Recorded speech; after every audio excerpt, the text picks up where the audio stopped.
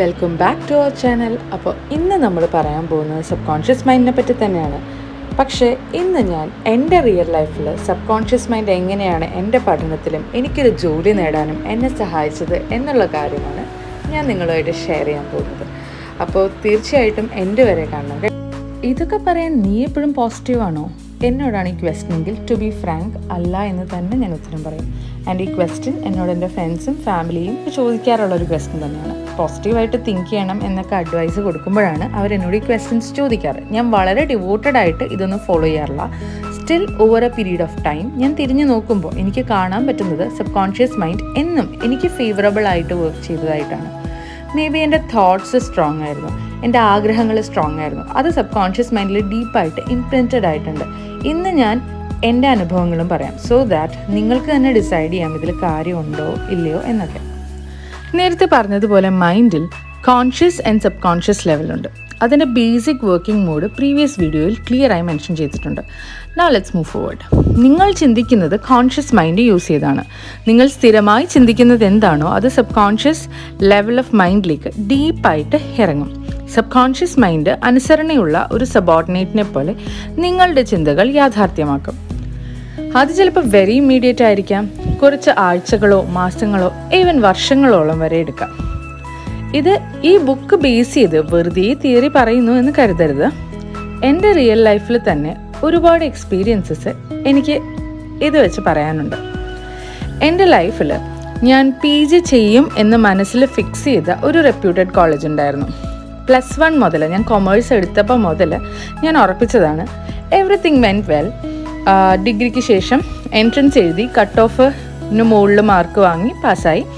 പക്ഷെ അപ്പോഴേക്കും എൻ്റെ വീട്ടുകാർ പറഞ്ഞു ഇത് പഠിക്കേണ്ട, വേറെ കോഴ്സ് വേറെ കോളേജ് ചെയ്താൽ മതി, അവരാണല്ലോ സ്പെൻഡ് ചെയ്യുന്നത്, അപ്പോൾ I have to listen to them. അങ്ങനെ പ്രതിഷേധമായിട്ട് ഞാൻ എൻ്റെ ഒരു 1 ഇയർ വേസ്റ്റ് ചെയ്തു. ഞാൻ വേറെ കോഴ്സിനൊന്നും ജോയിൻ ചെയ്തില്ല, 1 വർഷം വേസ്റ്റ് ചെയ്തു. എനിക്ക് തന്നെ നഷ്ടമൊന്ന് മനസ്സിലാക്കി അച്ഛൻ പറഞ്ഞ കോഴ്സ് MCOM വലിയ താല്പര്യമില്ലാതെ പഠിച്ചു. അപ്പോഴും എൻ്റെ ഡ്രീം കോളേജ് മനസ്സിൽ ഉറച്ചു കിടക്കുന്നുണ്ട്. പക്ഷെ അവിടെ പഠിക്കണമെന്ന് ഞാൻ ചിന്തിക്കാറില്ല, ബിക്കോസ് ഓൾറെഡി ഒരു PG ചെയ്യുവാണ്. അപ്പം അതുകൊണ്ട് അങ്ങനത്തെ ചിന്തയും.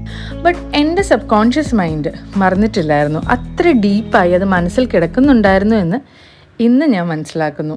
MCOM ക്ലാസ്സസ് കഴിഞ്ഞ ശേഷം എൻ്റെ ഒരു വെൽവിഷർ പറഞ്ഞത് കേട്ട് പ്രിപ്പറേഷൻ പോലും ഇല്ലാതെ ഞാൻ വെറുതെ പോയി എൻട്രൻസ് എക്സാം അറ്റൻഡ് ചെയ്തു. കട്ട് ഓഫിന് മുകളിൽ കിട്ടി. ഒട്ടും താമസമില്ലാതെ, ഒരു പ്രതീക്ഷയൊന്നുമില്ല, എന്നാലും ഞാൻ അപ്ലൈ ചെയ്തു.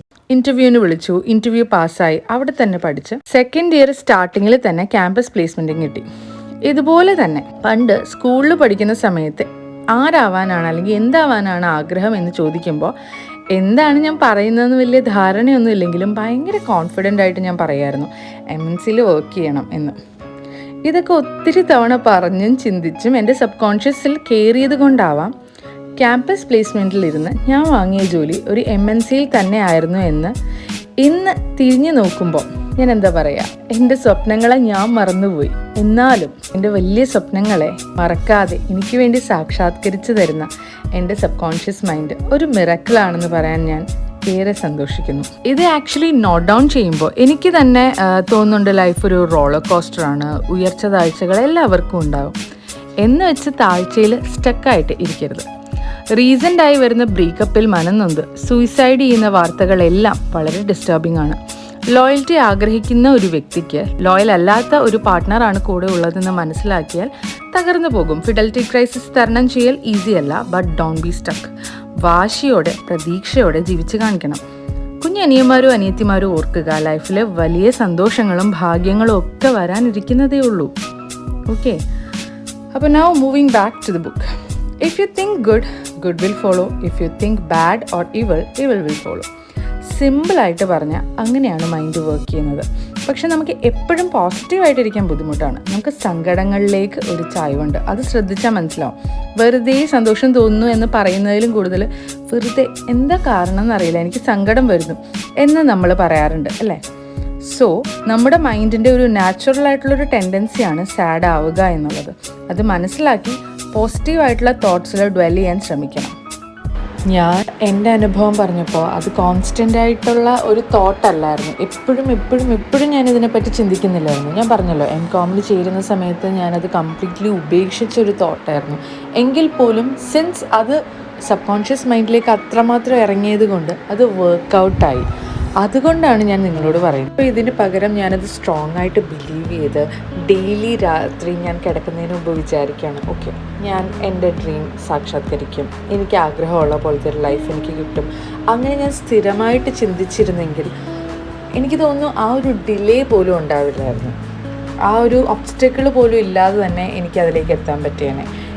അത്ര പോലും ഈ പറയുന്ന ഏജിലൊന്നും ഞാൻ ഈ ബുക്കിലേക്കൊന്നും എത്തിയിരുന്നില്ല. അതുകൊണ്ടാവാം ഞാൻ അതിലത്ര കോൺസെൻട്രേറ്റ് എനിക്കറിയില്ലായിരുന്നു അതെങ്ങനെ വർക്കൗട്ട് ചെയ്യണം എന്നുള്ളത്. പക്ഷേ ഈ ബുക്കിലേക്ക് എത്തിക്കഴിഞ്ഞപ്പോഴാണ് എനിക്കതിൻ്റെ ഒരു scientific way in the sense ആ ഒരു ബുക്കിൽ പ്രതിപാദിച്ചിരിക്കുന്ന ഒരു മെത്തേഡ് മനസ്സിലായപ്പോൾ എനിക്കത് കുറച്ചുകൂടെ എഫക്റ്റീവ് വേ ആയിട്ട് എനിക്ക് തോന്നി.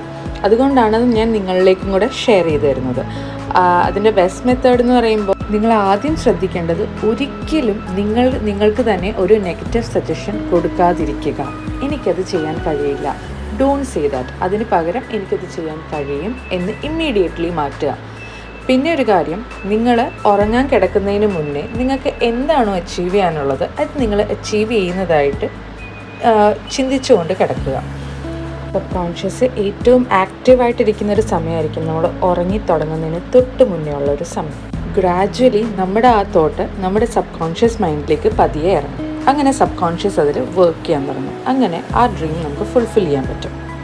ഇങ്ങനെ വെറുതെ ചിന്തിക്കുമ്പോൾ കാര്യങ്ങൾ റിസൾട്ട് ആയിട്ട് വരും എന്നല്ല ഞാൻ പറഞ്ഞത്. നിങ്ങൾ ശ്രദ്ധിക്കേണ്ടത്, നിങ്ങൾക്ക് ഇമ്പോസിബിൾ എന്ന് തോന്നുന്ന ഒരു കാര്യമാണെങ്കിൽ പോലും നിങ്ങൾക്കത് സാധിക്കും എന്ന് നിങ്ങൾ ഉറച്ചു വിശ്വസിച്ചിരിക്കുകയാണെങ്കിൽ ഡെഫിനറ്റ്ലി അതിനുള്ള സാഹചര്യങ്ങൾ സബ് കോൺഷ്യസ് മൈൻഡ് നിങ്ങളുടെ മുന്നിൽ ഒരുക്കും. എൻ്റെ ലൈഫിൽ നടന്ന പോലെ തന്നെ ചിലപ്പോൾ ഒരിക്കലും പ്രതീക്ഷിക്കാത്തൊരു സമയത്ത് നിങ്ങൾ ഹോപ്പ് പോലും നഷ്ടപ്പെട്ടിരിക്കുമ്പോഴായിരിക്കും നിങ്ങൾ ചിന്തിക്കാത്തതിലും അപ്പുറമായിട്ട് സാഹചര്യങ്ങൾ നിങ്ങളുടെ മുന്നിൽ വരുന്നതും നിങ്ങൾ അതിൽ വർക്ക് ചെയ്യുമ്പോൾ റിസൾട്ട് വരുന്നതും നിങ്ങൾ സക്സസ് ആവുന്നതും. So believe. ഒരു കാര്യം ചിന്തിക്കുക, നിങ്ങളുടെ ആകെയുള്ളൊരു ലൈഫാണ്. നിങ്ങൾക്ക് എന്ത് വേണമെങ്കിലും ചെയ്യാൻ സാധിക്കും. Okay, if you can dream it you can do it. അപ്പോൾ നിങ്ങൾ trust in positivity, trust in your sub conscious mind. Life will work out in your favour. അപ്പോൾ please like, share and subscribe. We will be coming up with more such videos and shopping reviews. അപ്പോൾ thank you for watching. ഇവിടം വരെ കണ്ടിട്ടുണ്ടെങ്കിൽ ഒരുപാട് നന്ദിയുണ്ട്. So yeah, thank you.